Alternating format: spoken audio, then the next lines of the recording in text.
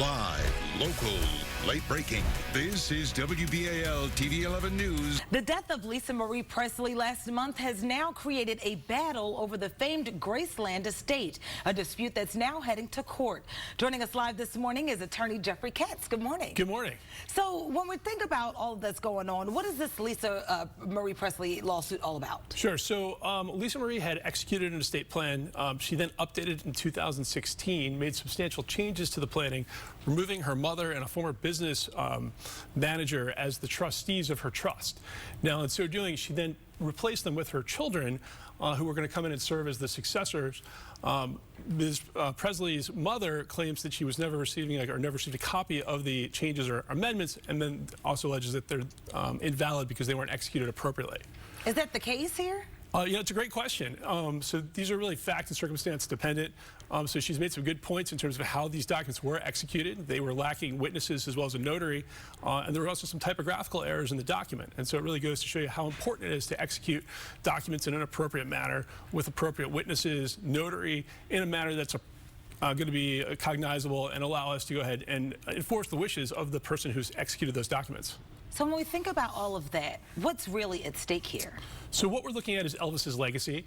At the time of his death, the estate was worth somewhere between $400 and $500 million. Or actually, at the time of her death, the estate was worth somewhere between $400 and $500 million, as well as the artifacts of Elvis Presley, the jewelry, the Graceland mansion, and what will happen and who will decide how that will be administered.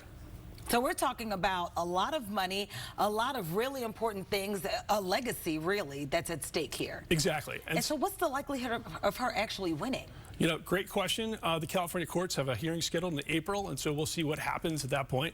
How it ends up is really going to be a question of fact for the judge when they go in to make the determination. So what's interesting is that anyone can challenge an estate plan. Anyone can come in and challenge a will or a trust. And so while it's easy to bring those actions, it's very hard to prevail in those things because you have a very high standard of proof where the decedent is no longer around to tell us what happened, what their thoughts or intentions were. And so the courts are really going to, scrutinize claims very closely. And that's what I was going to ask you, because when we think about wills and we think about these kind of estate battles that happen, it's not just for the rich and famous, it's for everyday people too, especially sometimes when people die, things can get ugly between family members. Yeah, absolutely. And so having a will in place is really a starting point, but also making sure that people know what your goals and objectives are, who's going to come in and serve as the guardian of any minor children, where will they reside, what type of upbringing will they have, and then who will be making decisions related to the financials. Is there a trustee that's been appointed, or will that be the guardian or the personal representative? So if I am obviously planning my estate, doing my will, how can I avoid something like this happening once I'm gone and can't speak for myself? Great question. So there's a number of things that you can put in place to ensure that your goals and objectives will be met. Number one is writing them down, and number two is executing it in a proper manner.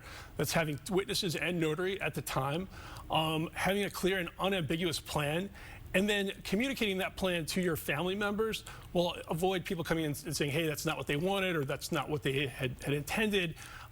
Lacking ambiguity, or making sure that the goals and intentions are clearly stated. So if you have, 3 pieces of jewelry that are all gold, identifying each piece with specificity, maybe even attaching a photograph, can have, great impact in terms of people coming in and claiming, hey, that's not what they wanted. And in this case, who actually has the burden of proof? So the proponent of the person who's coming and bringing the challenge has to actually prove by a convincing standard. It's not beyond the reasonable doubt, but it's going to be probably more than 50% that they have both a legal basis as well as a factual basis. And so ultimately, that'll be up to the courts to make the determination. But these can be long, drawn out, and expensive battles.